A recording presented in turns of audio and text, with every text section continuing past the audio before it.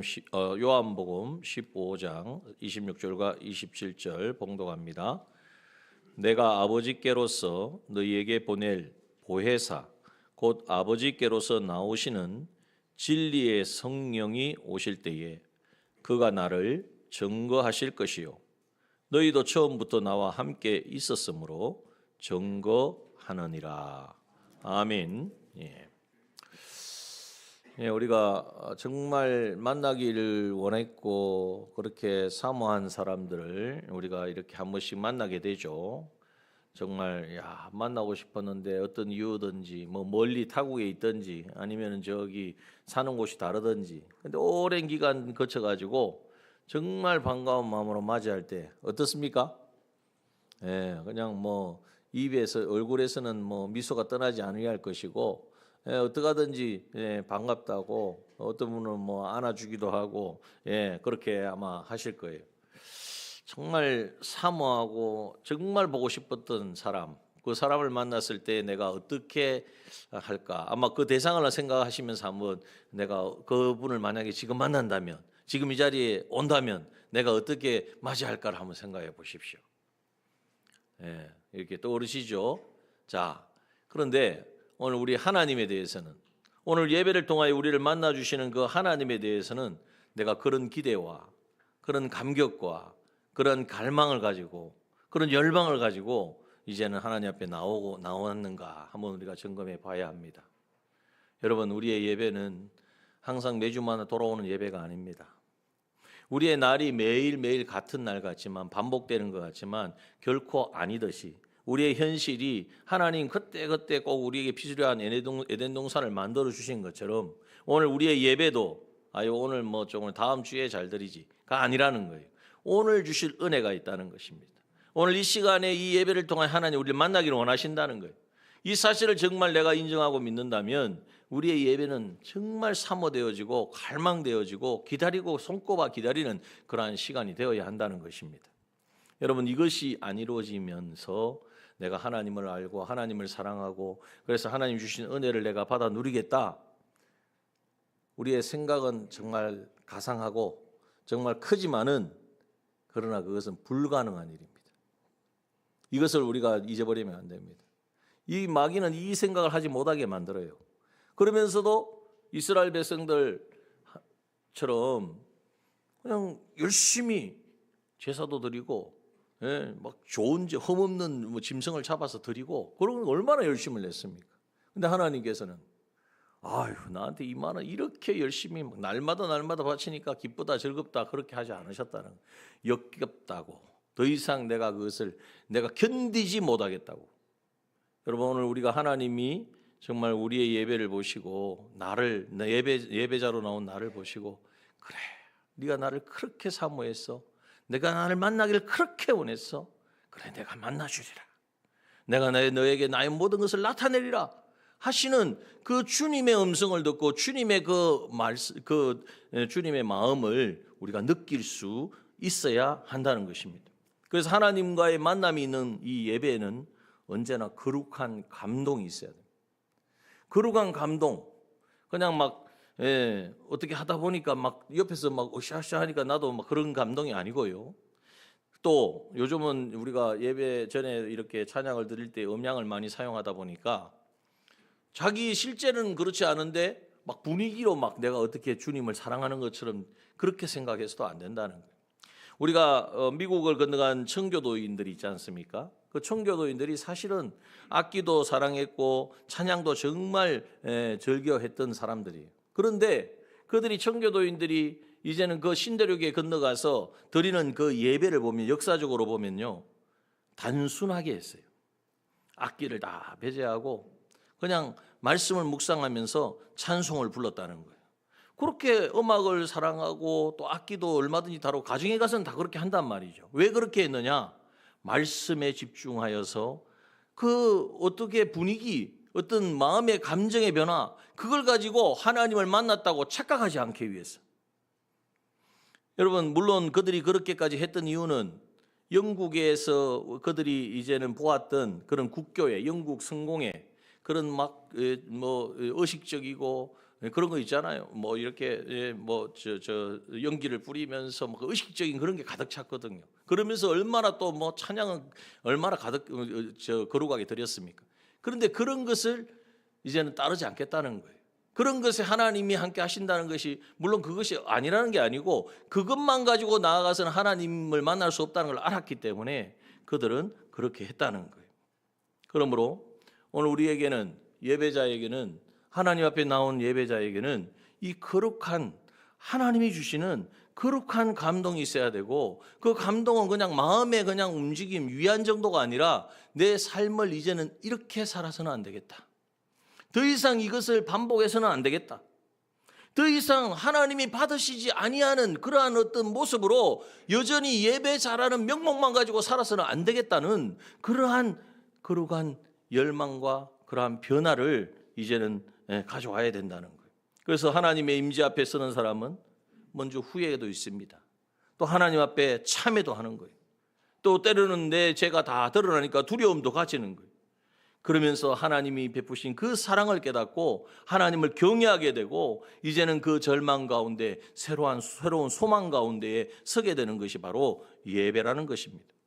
오늘 우리가 하나님 앞에 나아갈 때 오전의 말씀을 통하여서 이제는 우리가 하나님 앞에 나아갈 때 거룩하신 하나님 앞에 어떻게 우리가 그냥 나가겠습니까? 아무리 예배를 하나님 앞에 드릴 수 있도록 우리에게 열어주셨지만 하나님 우리를 찾으시지만 그냥 예배 자리로 나가가지고는 절대 하나님을 만날 수 없어요. 그래서 우리에게 주신 방법이 뭡니까? 영과 진리로 성령 안에서 진리 안에서 드려질 때에 하나님께서 우리의 예배를 받으신다고 말씀하고 있는 것입니다. 그래서 오늘도 본문의 말씀 보십시오. 26절에 보면 내가 아버지께로서 너희에게 보낼 주님이 하신 말씀이에요. 누구를 보내신다고 말씀합니까? 보혜사 곧 아버지께로서 나오신 진리의 성령. 보혜사 성령님, 진리의 성령님이 우리 가운데 예수님이 보내주시는데 그분이 하신 일이 뭡니까? 그가 나를 증거하실 것이요. 여기 나는 누구입니까? 누가 지금 말씀하고 있죠? 예수님이 지금 이 말씀하고 있는 거예요.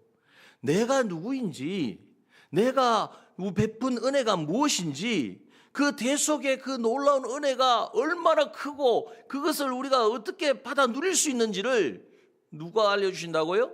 보혜사 성령을 우리에게 보내주셔서 그 성령 안에서 예배할 때에 실제로 그 주님의 죽으심과 주님의 부활하심에 연합하여지고 그 주님이 죽으신 이유가 되어지는 내 죄가 정말 드러나게 되어진다는 거예요. 여러분 죄에 대하여 보혜사 성령은 죄에 대하여 우리에게 죄를 드러나게 하신다고 말씀하셨지 않습니까? 오전의 말씀에. 그래서 여러분 오늘 우리가 드리는 예배는 그냥 예배 시간 참석하는 게 아니에요. 늘 말씀드리지만 예배는 보는 게 아닙니다. 예배 보러 오셨습니까? 극장 가서 보십시오. 극장 가서 아니면 유튜브로 보십시오. 예배는 드리러 온 줄 믿습니다. 예배는 하나님 만나러 온 것인 줄 믿습니다. 오늘 이 자리에 하나님 성령으로 우리와 함께하여 주십니다. 성령 하나님께서 우리에게 정말 예수 그리스도의 그 대속의 은혜가 무엇인지를 깨닫게 하여 주실 거예요. 그 먼저의 시작은 우리의 죄가, 우리의 허물이, 우리의 악함이 좀 쫓겨는 한 주간 동안 하나님 떠나서 살았던 나의 삶이 이제는 깨달아져야 돼요. 여러분 우리가 죄를 짓는다 그러면 큰 율법에 어기는 죄 이런 죄뿐만 아니라 하나님을 인정하지 않고 하나님께 등을 돌리고 내가 주인 돼서 내가 결정하고 내가 판단하고 한 그 모든 것도 다 죄입니다. 이걸 우리가 심각하게 생각해야 돼요.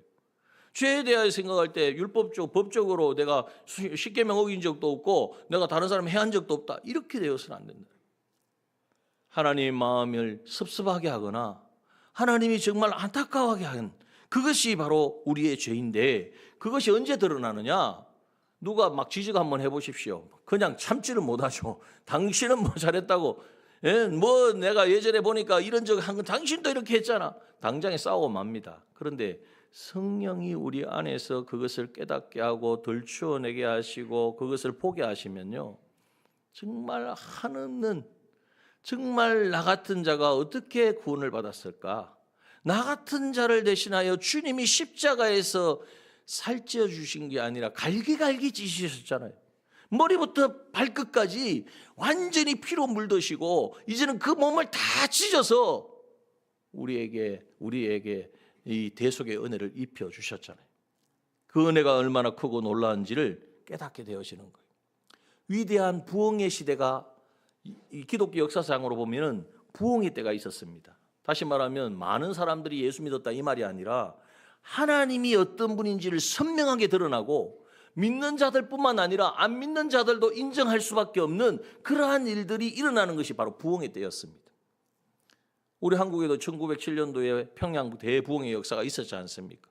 그 전에 웨일즈의 부흥이 있었고 그 전에 미국의 아주사 거리의 부흥이 있었고, 그런데 그런 부흥의 역사가 일어날 때마다 동일하게 역사하신 것이 나타난 것이 뭐냐?